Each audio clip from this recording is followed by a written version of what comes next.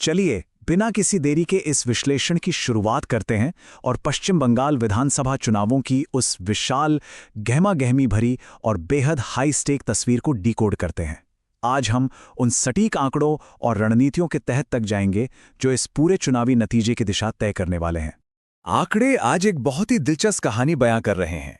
हवा में कई तरह के अनुमान तैर रहे हैं, लेकिन हम आज डेटा डिटेक्टिव की तरह ये पता लगाएंगे कि असल में वो कौन से बुनियादी फैक्टर हैं जो अंतिम विजेता का फैसला करेंगे। विशेषज्ञों की ये शानदार एनालॉजी ग्राउंड पर मौजूद उस भारी सस्पेंस को बिल्कुल परफेक्ट तरीके से पकड़ती है। T20 का एकदम आखिरी ओवर है, एक बॉल बची है और जीतने के लिए सिर्फ 1 रन चाहिए। एग्जिट पोल्स एक कांटे की टक्कर का इशारा कर रहे हैं, जहां फाइनल रिजल्ट या तो एक शानदार बाउंड्री हो सकता है या फिर सत्ताधारी पार्टी के लिए सीधा हिट विकेट। चुनावी शोरगुल के बीच सही जानकारी को समझने के लिए हम इस रूपरेखा पर चलेंगे। पहले पश्चिम बंगाल का महासंग्राम, फिर एम फैक्टर का विश्लेषण, उसके बाद असम से तुलना, ऐतिहासिक मतदान प्रतिशत, बंगाल के सुपर 20 उम्मीदवार और अंत में प्रतीक और सत्ता विरोधी लहर का सवाल। तो चलिए सबसे पहले पश्चिम बंगाल के इस राजनीतिक रणभूमि के बुनियादी ढांचे पर नजर डालते हैं। आंकड़ों पर गौर करें तो एक छोटी सी लेकिन जरूरी बात सामने आती है। वैसे तो पश्चिम बंगाल विधानसभा में कुल 294 सीटें हैं, लेकिन आज हम जिन आंकड़ों को ट्रैक कर रहे हैं वो 293 सीटों के हैं। इसका सीधा सा कारण ये है कि फाल्टा सीट पर मतदान 21 मई तक के लिए टाल दिया गया है। अब आते हैं दूसरे हिस्से पर, यानी एम फैक्टर का विश्लेषण।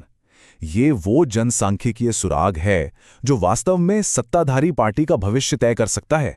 क्या सिर्फ कुछ खास वोटर ग्रुप्स पूरे राज्य का भविष्य तय कर सकते हैं? बिल्कुल। विश्लेषक लगातार इस बात पर जोर दे रहे हैं कि अगर महिला और मुस्लिम मतदाता, जिन्हें एम फैक्टर कहा जा रहा है, मतुआ समुदाय के साथ मिलकर अपने वोट कंसोलिडेट करते हैं, तो उनके पास 15 साल की सत्ता को और मजबूत करने या फिर पूरे राज्य की तस्वीर पलट देने की पूरी ताकत है। यहां भविष्यवाणियां स्पष्ट रूप से 2 हिस्सों में बटी हुई हैं। एक दृष्टिकोण यह है कि अगर महिला वोटर्स मुफ्त और कल्याणकारी योजनाओं के प्रति अपनी वफादारी कायम रखती हैं तो सत्ताधारी पार्टी अपना किला बचा लेगी। वहीं दूसरा नजरिया यह कहता है कि मुस्लिम, महिला और मतुआ मतदाताओं का एक नया गठबंधन सत्ता परिवर्तन का बहुत बड़ा कारण बन सकता है। अब इस पूरी तस्वीर को थोड़ा और व्यापक बनाते हैं और पश्चिम बंगाल की तुलना एक और प्रमुख चुनावी राज्य असम से करते हैं। पश्चिम बंगाल, जहां 15 साल की सत्ता को बचाने की एक भयंकर लड़ाई का गवाह बन रहा है, वहीं असम लगातार तीसरे कार्यकाल यानी सत्ता की हैट्रिक की तलाश का प्रतीक है। लेकिन सबसे दिलचस्प बात यह है कि दोनों ही राज्यों में महिला मतदाताओं को टारगेट करने वाली नकद हस्तांतरण यानी कैश ट्रांसफर योजनाओं पर भारी निर्भरता देखी जा रही है। दोनों जगह एक ही तरह के राजनीतिक उपकरण इस्तेमाल हो रहे हैं। चलिए अब एक बेहद अहम पहलू पर बात करते हैं, ऐतिहासिक मतदान प्रतिशत और उसका सत्ता परिवर्तन से कनेक्शन।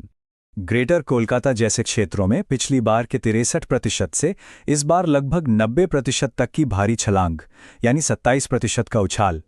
क्या यह सत्ता विरोधी लहर की गारंटी है? ऐतिहासिक डेटा कुछ और ही कहता है। 2001 से 2006 में मतदान बढ़ने के बावजूद वामपंथियों ने सत्ता बरकरार रखी थी। वहीं 2011 में महज 3 से 4% की वृद्धि ने ही टीएमसी को सत्ता में ला दिया था। तो बम्पर वोटिंग का मतलब हमेशा सरकार बदलना नहीं होता। इसीलिए विशेषज्ञ अभी भी इस बात पर बटे हुए हैं कि क्या ये बम्पर वोटिंग प्रतिशत बदलाव की कोई खामोश लहर है या केवल एक बहुत ही ज्यादा मोटिवेटेड स्थानीय मतदाता वर्ग है जो पूरी ताकत से अपने गढ़ का बचाव कर रहा है।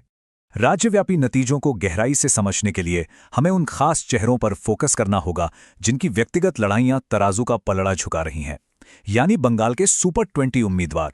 ये रहे इस चुनाव के सुपर 20 चेहरों में से पहले 10 नाम। ये वो दिग्गज हैं जो भारी टकराव और गहरे विवादों के केंद्र में हैं। भवानीपुर और नंदीग्राम जैसी सीटों पर ममता बनर्जी और सुवेंदु अधिकारी के बीच का मुकाबला इस चुनाव की सबसे बड़ी कहानी है। इसके अलावा शशि पांजा जैसे उम्मीदवारों का चुनाव आयोग के अधिकारियों के साथ हुआ तीखा आमना सामना इस राजनीतिक लड़ाई की असली गर्माहट को दिखाता है। और इस सूची को पूरा करते हैं ये बाकी 10 प्रमुख चेहरे।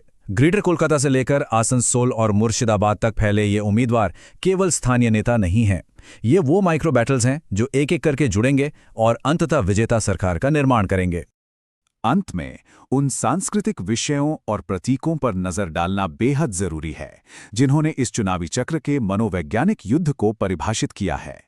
राजनीतिक अभियानों में क्षेत्रीय प्रतीकों का इस्तेमाल देखने लायक था। एक तरफ प्रधानमंत्री का स्थानीय और मसालेदार झालमुड़ी का स्वाद लेते हुए सत्ताधारी पार्टी की घबराहट पर तंज कसना, तो दूसरी ओर पूर्ण वर्चस्व और ताकत दिखाने के लिए रॉयल बंगाल टाइगर की दहाड़ का सहारा लिया जाना।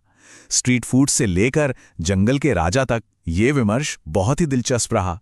पिछले 15 वर्षों में राजनीतिक टोन में जो शिफ्ट आया है वो इस नारे से बिल्कुल साफ हो जाता है। 2011 का वो वादा बदला नहीं बदलाव अब एक बेहद आक्रामक बदल नहीं बदला वाले विमर्श में तब्दील हो चुका है। राजनीतिक प्रतिद्वंदिता समय के साथ कितनी तीखी हो गई है ये उसका जीता जागता सबूत है।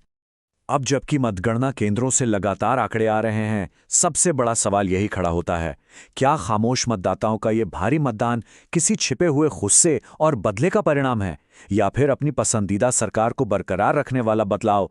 नतीजे जो भी हों, इतना तो तय है कि ये चुनाव भारतीय राजनीति के इतिहास में हमेशा याद रखा जाएगा।